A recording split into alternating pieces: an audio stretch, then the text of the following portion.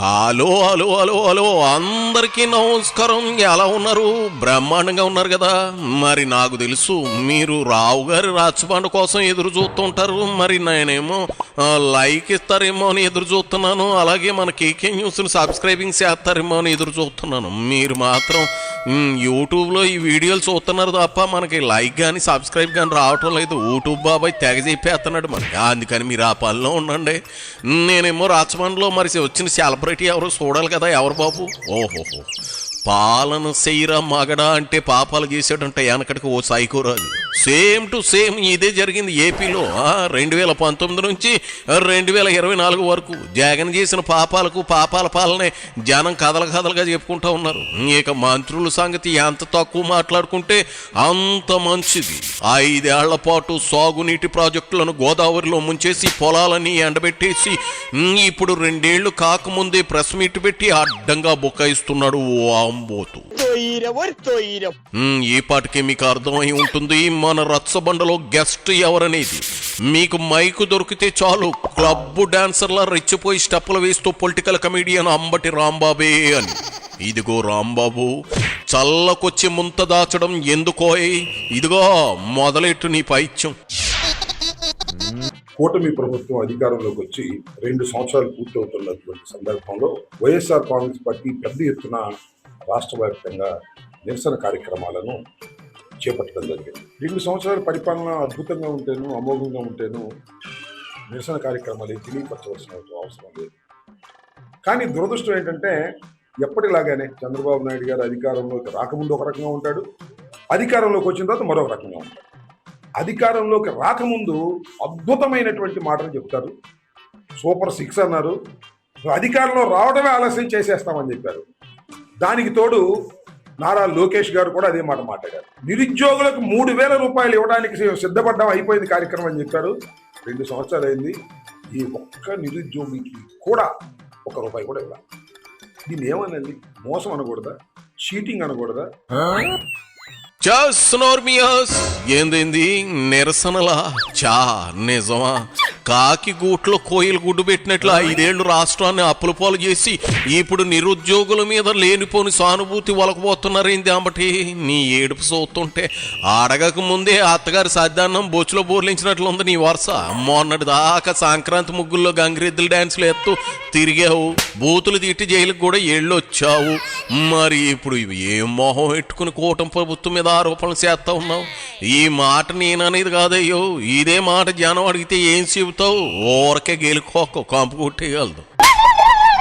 చంద్రబాబు నాయుడు గారు మిమ్మల్ని 420 అంటే తప్పేంటి అని అడుగుతా ఉన్నా. అంతేకాదు 18 సంవత్సరాలు నిండినటువంటి ప్రతి మహిళకి కూడా మేము 1,500 రూపాయలు ఇస్తాం నెలకని చెప్పారు. ఏమి లేదు, అసలు అధికారంలోకి రాగానే మీ ఖాతాల్లోకి మా డబ్బులు పడిపోతాయని చెప్పినటువంటి చంద్రబాబు నాయుడు గారు 2 సంవత్సరాలు అయితే ఒక్క మహిళకు కూడా 1,500 రూపాయలు ఇవ్వనటువంటి పరిస్థితి వాళ్ళకి కనిపిస్తుంటే ఇది మోసం అంటారా? ఏమండి చంద్రబాబు నాయుడు గారు, మిమ్మల్ని 420 అంటే తప్పేంటి అని అడుగుతా ఉన్నా.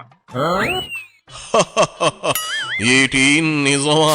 చంద్రబాబుని 420 అంటే జనం చప్పట్లు కొడతారనుకున్నావా అంబోతు? అక్రమాస్తుల కేసుల్లో ఏళ్ల తరబడి కోర్టుల చుట్టూ తిరుగుతూ బెయిల్ మీద బతుకున్న నీ నాయకుడు జగన్ రెడ్డి వ్యవహారం ఏంది మరి? తాడిని తన్నేవాడు ఓడుంటే వాడి తలను తన్నేవాడు మరొకడు ఉంటాడని మర్చిపోయావా అంబటి? దసరావుల బొడ్డు అధికారం పోయిక ఇట్లా రోడ్డు మీద పడి లబోదివ్వమంటే లాభం ఏముంటది చెప్పు? నాట్యం చేయవే రంగసాని అంటే నేల ఎగుడు దిగుడుగా ఉంది, నేను చేయలేను అంద. అలా ఉంది మీ వైసీపీ వాళ్ళ వ్యవహారం. సర్లే, ఇంతేనా? ఇంకేమైనా చెబుతావా? అంతేకాదు 50 సంవత్సరాలు నిండినటువంటి ఎస్సీ, ఎస్టీ, బీసీ, మైనారిటీ మహిళలకు పెన్షన్ ఇస్తా ఉన్నారు. ఇచ్చారా? ఒక మహిళకన్నా ఇచ్చారా? దీన్ని ఏమనాలి చంద్రబాబు నాయుడు గారు? ఎన్నికలకు ముందేమో చెబుతారు, ఎన్నికల తరువాత ఏమో మోసం చేస్తారు. దీన్ని మోసం అనరా? మిమ్మల్ని 420 సీఎం అంటే తప్పేమిటి చంద్రబాబు నాయుడు గారు?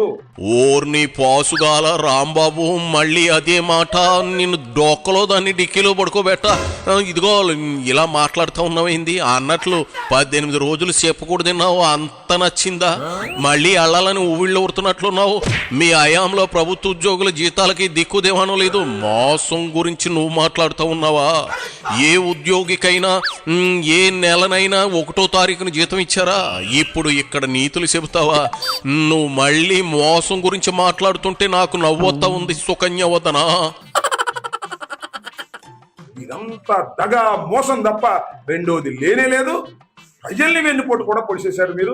అంతకుముందు ఎన్టీ రామారావు గారిని వెన్నుపోటు పొడిచారు, ఆయన కుటుంబాన్ని వెన్నుపోటు పొడిచారు. ప్రతి అడుగులోనూ ఎవరో ఒకరిని వెన్నుపోటు పొడవటం, అధికారంలోకి రావడం. ఇవాళ సాక్షాత్తు ఓట్లు వేసినటువంటి రాష్ట్ర ప్రజల్ని మీరు వెన్నుపోటు పొడిచారు. అబ్బబ్బబ్బా, ఏం చెప్తారు? సొంత బాబాయిని గొడ్డలతో నరికేసి గుండెపోటని కలరింగిచ్చిన ఘన చరిత్ర మీది కాదా? మళ్ళీ సైకోపాలన వస్తే తట్టుకోలేమని జనాల్లో క్లారిటీ ఉంది. ఎంత గట్టిగా పగటి కళ్ళగంటున్నావో ఈ సంబరాల రాంబాబు. నీకు కొటేషన్ కొట్టనా?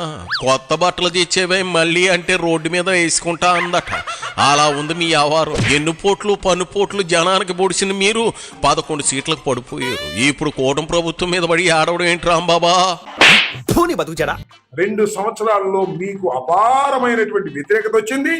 ఎప్పుడు ఎన్నికలు పెట్టినా వైఎస్ఆర్ కాంగ్రెస్ పార్టీ జగన్మోహన్ రెడ్డి గారు అధికారంలోకి రాబోతున్నాడని మీకు తెలిసి మమ్మల్ని గొడ్ల పార్టీ అంటారు, పార పార్టీ అంటారు, పలుగు పార్టీ అంటారు, ఏదో పిచ్చి పిచ్చి మాటలు మాట్లాడుతున్నారు.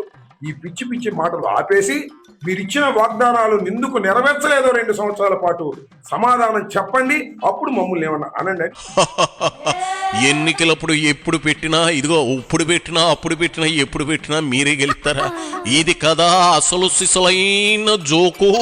నీ వెనకున్నోళ్ళు కూడా నవ్వేసుకుంటా ఉన్నారు, నవ్వు ఆపుకుంటా ఉన్నారు. ఏం పీకారని మీరు ఓట్లేస్తారు? ఏం పీకారని మీకు ఓట్లేస్తారు? ఏం ఓడబొడిచారని మీకు ఓట్లేస్తారు?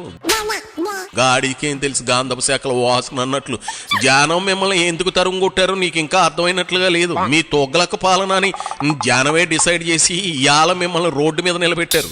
చెట్టు పేరు చెప్పి కాయలు అమ్ముకున్నారుగా ఒకసారి, ఇక చాలు. ఇక మీ ఆటలు సాగవు రాంబాబు. జనం మిమ్మల్ని శాశ్వతంగా పాతాళలోకంలో పడేశారు. అంచేత ఇక మీ సత్తెనపల్లి మురుకులు నోట్లో ఎట్టుకుని ఇంట్లో కూకో రాంబాబు. ఏళ్ళు అర్జెంటుగా వెళ్ళి ఆ పని మీద ఉండు. పో.